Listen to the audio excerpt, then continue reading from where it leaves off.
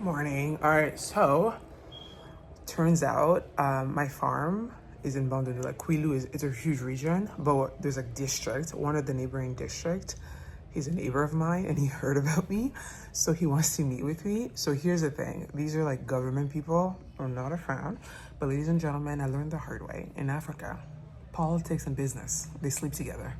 Now, you want to be mindful. You don't want to become a politician. You kind of have to slip and slope between lobbying and, you know, but not get too deep into it because lobbying is a job. That's why the United States, Washington has a lot of lobbying offices, and that is not my job. I'm an entrepreneur. But the reason why that's leverage is to protect you.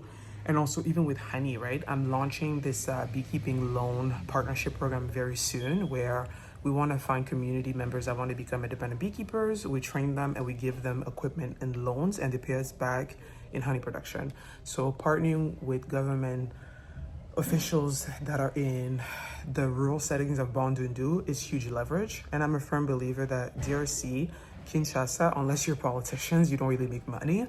The future of Congo when it comes to business is the provinces, the rural setting. So it'll be good leverage, hear him out. My thing is business. How do we build Bandundu to be a business hub?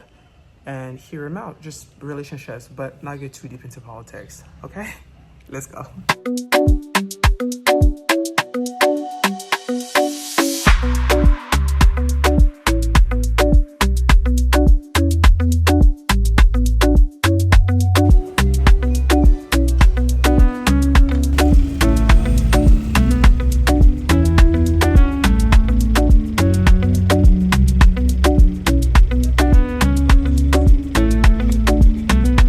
Another day in Kinshasa. All right, I'm gonna head to my depot again. That's one thing whenever you do business on the continent, and this is no exception to anything. Always show up in person. So I'm gonna go today, go see my the depot. Ever receive any clients? Ever receive any bookings? What's going on?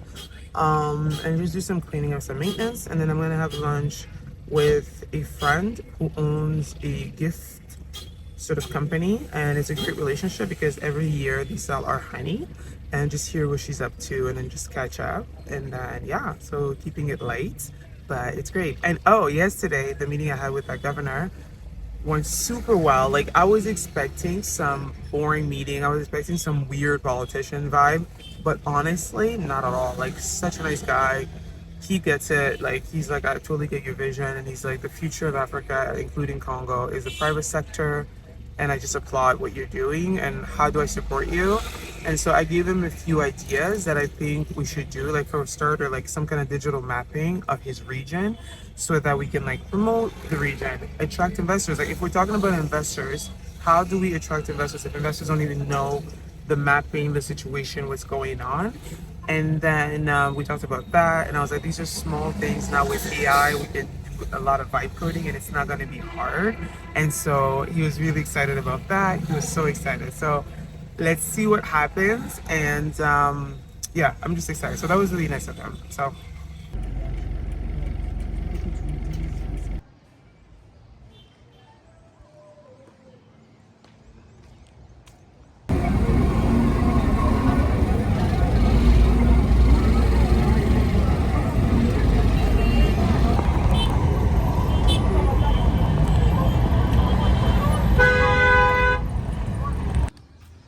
little goats and a little pig about to get killed.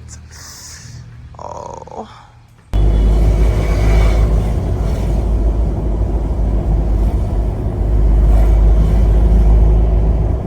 Morning. All right, heading to my friend Patrick's factory. Patrick, we were together on TV5 Nouveau Bus. He owns Macalos, which is like a sustainable coral company, really smart businessman. And so he also makes these like, so for palm oil, he like breaks down each part of the industrial unit chain, and he sells each machinery. So although I have my own palm oil like entire factory, we want to start processing some of our current palm fruits in a small scale. So I'm gonna go look at his machines and see what's the deal, see how we can negotiate. And so yeah, I'm gonna go check this out too. But this is really cool. I'll take you guys with me just to show that Congo, there's some businesses that are that are doing it. So we're here. His factory is like at the border of Kongo Central, so it's a mission and a half. By the way, this hairstyle in person, it looks cute. But on camera, it doesn't. I don't think I'm made for like the slick back look because I have a big forehead and a round face. Anyways, I see this because my philosophy now with AI taking over the world, invest in your appearance. It's gonna be your biggest brand and your biggest currency. This same goes for men. A hot man gets more business deals. You heard it first here. And ladies, we don't have the luxury to walk out the house without makeup. We just don't. We just don't. So let's go.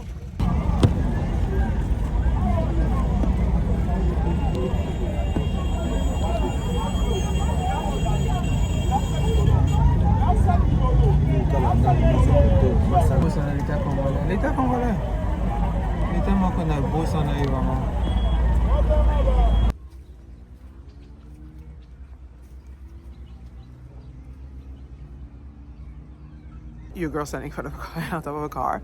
But I just want to take this moment not to trash my country, not to trash my country. That's not the point. But I think this is a reality. Sometimes I think with anyone that wants to do business in Congo, whether that's the diaspora, whether that's foreign investors, when we talk about lack of infrastructure in Congo, this is it, right? So I'm gonna go visit Patrick's factory, but my driver has to like run up the hill to make sure that literally we're allowed to even drive up there. So this is him coming up there, but it's just a reality. There's just like no infrastructure.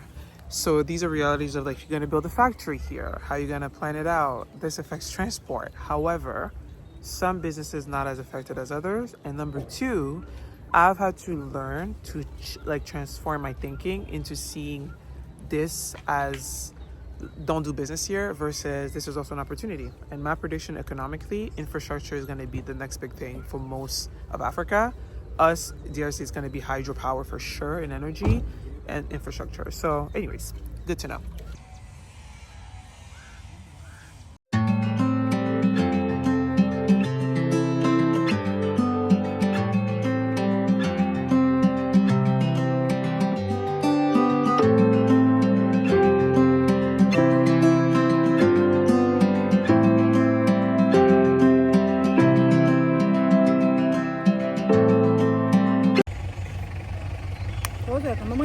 Ah, yangoyo. Maman, kitisa ta non zo 2 minutes, pesa 1000.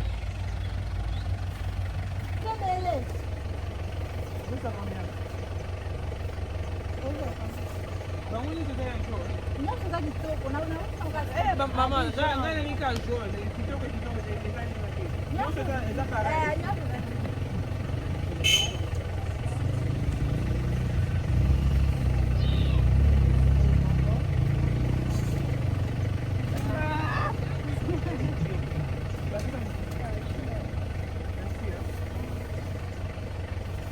Oza 1000, hein? 1000.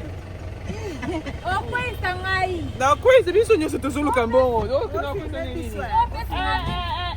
Mama, eza 1000 francs na kweya. Tika, eza pour la savoir. Oh, voici Patrick. Patrick, dis bonjour à mon YouTube. Dis bonjour à mon YouTube.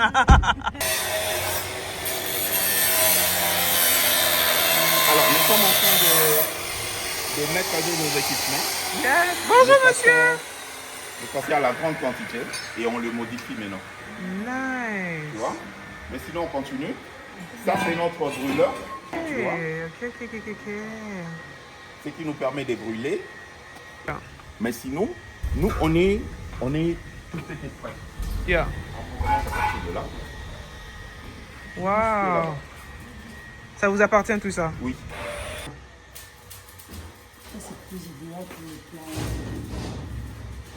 Mais on n'est pas obligé forcément de mélanger, mais ça nous tente beaucoup plus de mélanger parce que ça offre plus d'énergie. Ouh. Bonjour. Vous allez bien? On a filmé, hein? Nice. Dans ce pays, tu dois, et c'est ça que Parce même. que le problème est que ton entreprise ne doit pas mourir. Tu sais, on dit toujours, l'entreprise n'a plus ce coup. Moi, je m'en côté déjà. C'est bon. Aussi, Afan?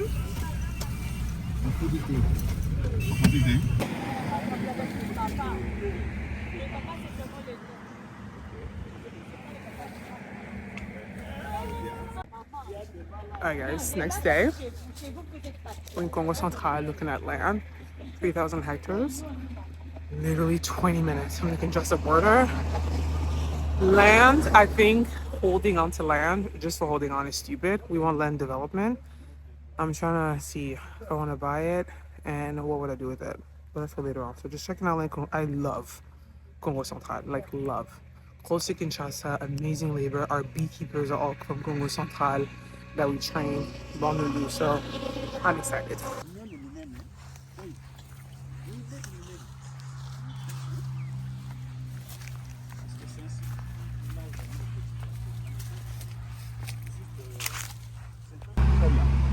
Comme ça, 20 comme ça, et 50 et 50 comme ça. ok, sur la route. Oui, sur la route.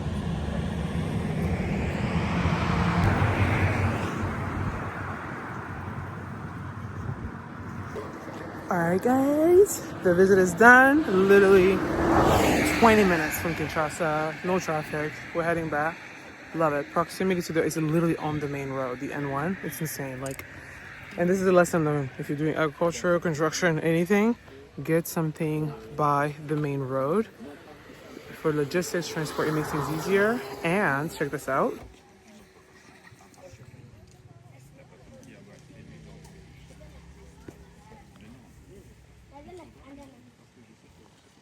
So, what I just captured, 20,000 francs. And honestly, I think it's like just a little under 10 bucks. The guy that showed us the land, he's a chef coutumier, so chief of the area. It's custom, it's culture. When you guys come, just bring a little bit of cash for the fact that he showed us the land and he's willing to sell it. It's kind of like, think of him as a realtor. But it's just custom, way to motivate them. And it's 8 bucks. It doesn't kill you. So just for those of you, you know, coming to the continent, these are little cultural deals.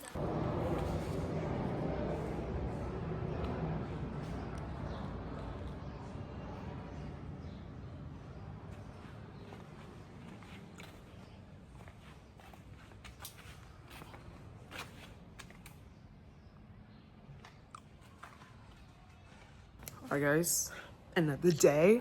We finally found a tenant for my depot, finally. So the poster that I put it on the door worked. Okay, fun fact, such a cool Congolese guy from Chicago, but like, man is in chicken. So it's super cool. His friend does the production of the chicken, the poultry part, but he then wants to turn my depot into like a mini lab pilot. But I'm like, what are you piloting? Like, what are you, like, I don't care, but it's so cool. But we find a tenant for the depot part, the parking, or rent for the funerals. I don't care. But you guys, I want to make you guys laugh a little bit. Okay, for those of you who have failed their businesses before and feel embarrassed, let me show you one of the many ventures that Nohemie started. And if you look at my YouTube channel, go back. I had started a plantain chips business, which, by the way, very much in demand, failed quickly within 2 months because I realized in Kinshasa I was buying my plantains from Matadi Kibala and Maluku, which is coming from Kongo Central. Super expensive. It killed our cost because you're selling the chips at like 500 francs, if that. But you guys, I have like 3 plantain machine maker machines that I had imported or bought that are just sitting here that I really should sell. Check it out. Machine 1, machine 1. And there we have it, ladies and gentlemen. Machine 2. Ugh. Another business. I was gonna get into cassava flour. Oh, let's look at this one. Oh, look at that. Machine 6 bag. Ladies and gentlemen. Yep. Your girl. Yep. And honestly, I think this is something that like I've reflected on a lot. Let me put my camera on the shelf here so I don't like walk and talk and give you guys headaches. So this is something that I actually reflected on a lot, okay? So I think it's normal as a founder to always pivot.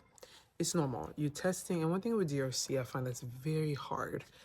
I don't know if this is a Congo issue, an Africa issue, like in the West, there's so much data. Like there's website you can go, you can market research. Heck, AI is built on data where you can literally research what are the most lucrative businesses, industries, show me the numbers, what consumers want.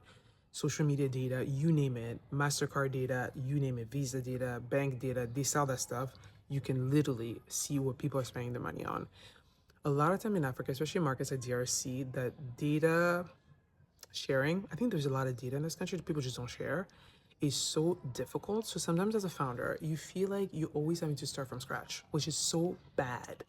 So am I embarrassed that it took me 5 years in this country to finally figure out what works? No, I'm not. Was it costly? Yes, it was. But I've always done MVP model, minimum viable product, because even the plantains, I think really in total starting cost, I think I spent like $500, $600. And I think even honey, all these boxes that you're seeing, right? Like all these boxes over here, these are all for our jars. We have like 4,000. Most of the jars we're really gonna be selling into the local market. Luckily, we're now in JJ Mart and like we sell to Bellissima, but really we've pivoted to aggregator where we really supply raw honey, or very soon, hint, we want to turn into transforming honey into wine and then exporting the final wine, but in bulk to Western buyers that just want to package the final product. But really, even the jars, I may not need them soon, but I think what I'm trying to say is something that I had to change was before getting into something, really when I do market research, which I did before, but really market research based on the local market and be realistic. And in terms of leading teams, I feel like I took my teams into like a roller coaster of ideas and yo-yo. And most employees, they're not working for you because of that. They're working for you because of stability. And it's very hard to find employees that are willing to go with you through the motion of testing, failing, testing, failing, testing, failing. And so that's what I would do differently. But finally, after 4 or 5 years, one employee had left, don't blame her. 2, 3 had been fired. 1 stole from me, 2 stole from me, fired. I finally figured out the model. And even employees, I decided beside my operation manager, everybody else is paid on commission and performance base.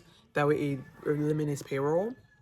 And if we're not producing, we're not selling, you're not getting paid. So I don't know. It's just like a reflection as I'm sitting in my depot, realizing it took me 5 years in this country to realize what business actually works, what's not working, and as a leader, avoiding taking my team through roller coasters.